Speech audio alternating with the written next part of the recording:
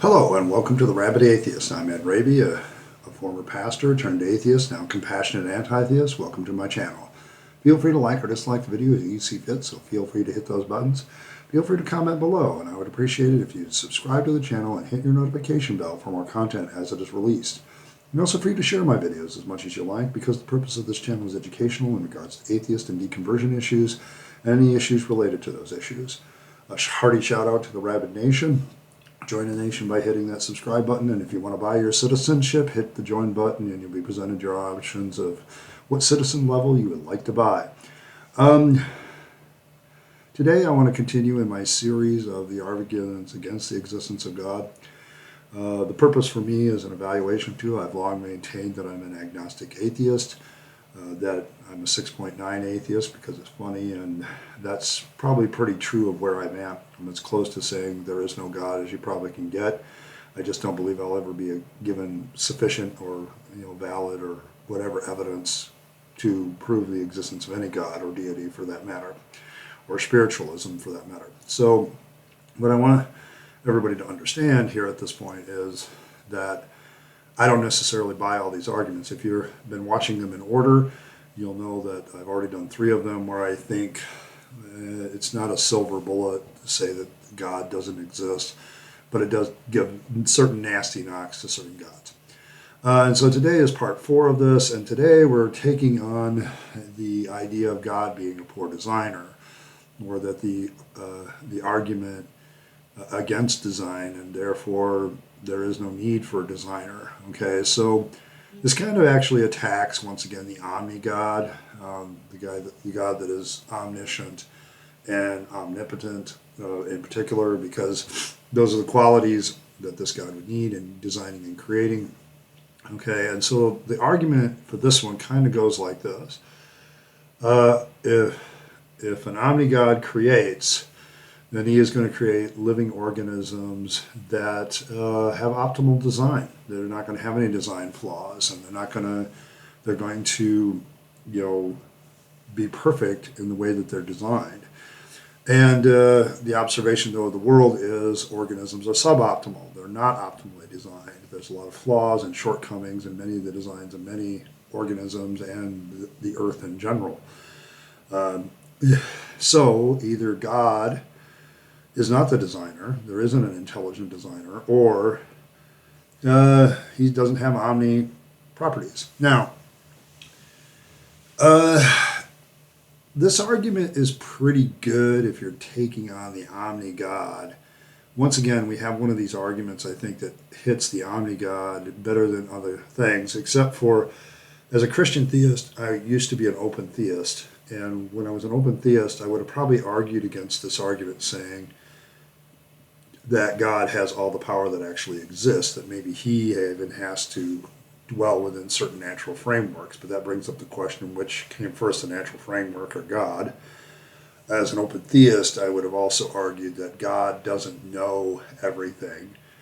And part of this argument hinges on the idea that God would know everything that human beings are going to face, and so therefore he would design us with a body. He would know what every organism is going to face, and he would design them in such a way that they are optimally designed for what they are going to face. If a God, even an open theist God, and this was with a death nail for open theism for me, was considering this argument, because the open theist God actually, in my opinion, has more knowledge than the standard Omni-God, because he doesn't just know what's going to happen in a sense, but he also knows all the possibilities of what could have happened.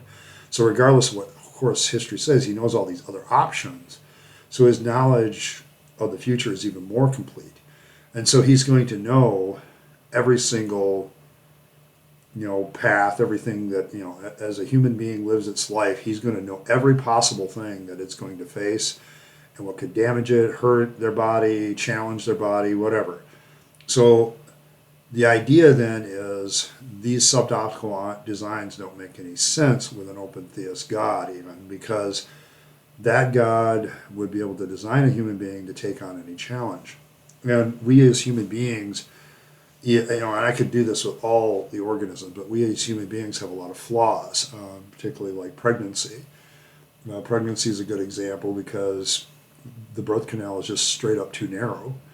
Okay, it speaks of evolution, okay, and some trade-offs that evolution would have, because basically what we do is, unlike many other creatures who give birth much later, where the child is more formed, like say a giraffe, they come out and they're automatically ready to stand or run pretty quickly. Once they practice it, they get the idea and they're off and running. Whereas our babies are born very helpless, and so the trade-off is we can have more children, in a sense, but at the same time, there's a small birth canal, so you end up with a lot of women death, that their own child kills them because too large, or the baby dies, okay, tubal pregnancies, that sort of thing. Other design flaws in the human body, our breathing apparatus and our eating apparatus, which is funny because a lot of other animals, these are separate things, which would make sense as a more optimal design. So we literally are in a position where you could choke every time you eat, okay, and it doesn't work very well. A lot of people die just from choking. That would be bad design, and that would be true, fall or no fall, okay.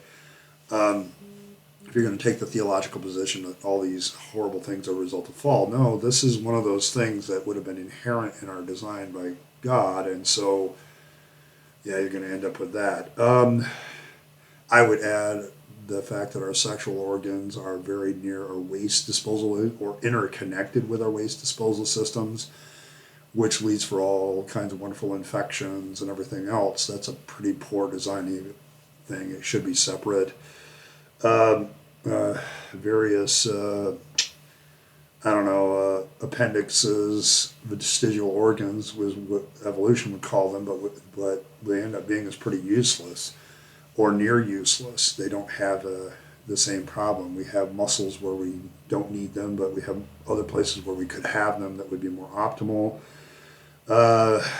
There's a lot of stuff in our bodies that just sits there. It's leftovers. It's not even necessary for what we do. You talk about wisdom teeth.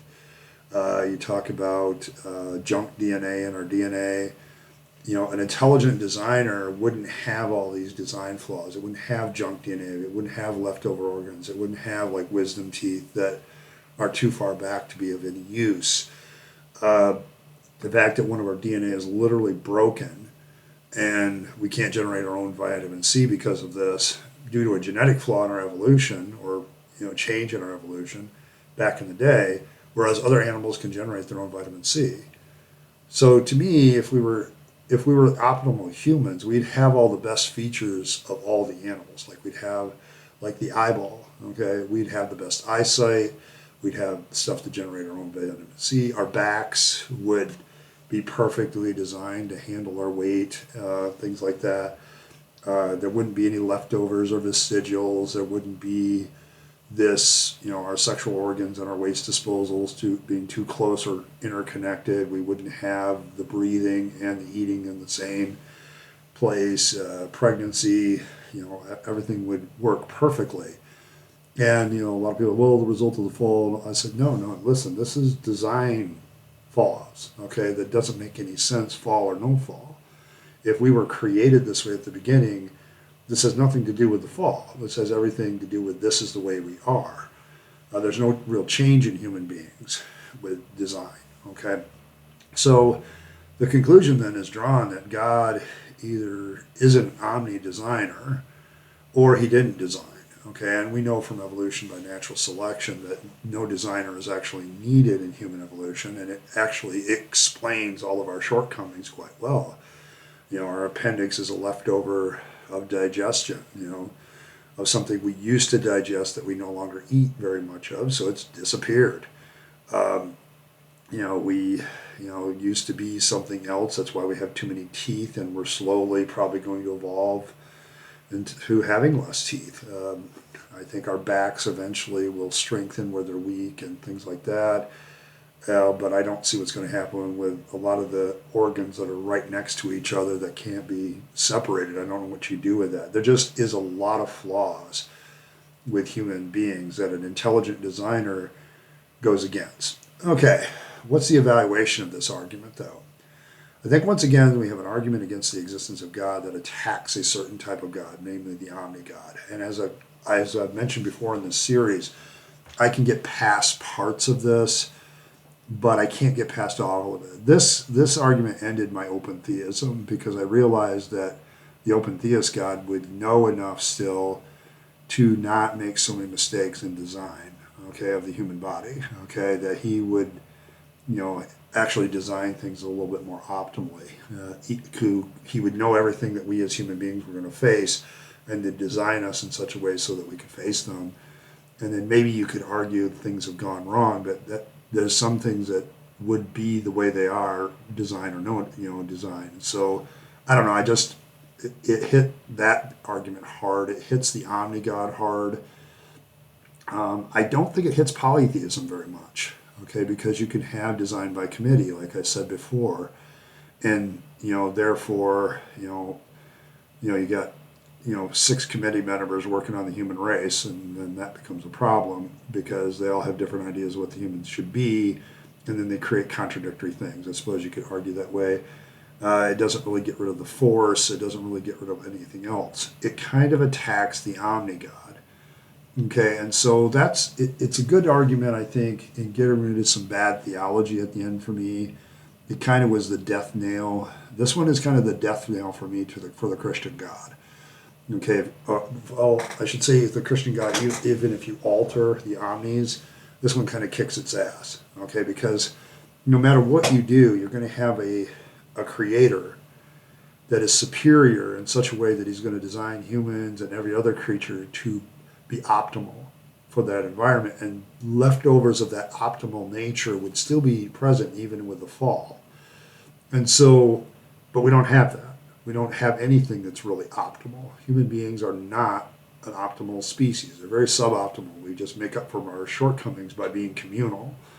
Okay, there's a few things, but it doesn't really work with this kind of Omni-God. So I think it kills the Abrahamic religions more than anything. Any alternative theology to these omni-theologies, I think it kills that, but I don't know if it does anything to anything else. And this has kind of been a theme so far. So far, most of these arguments seem to be focused against monotheism, and it doesn't really hit polytheistic systems or animistic systems or this or that. The idea of a polytheistic God or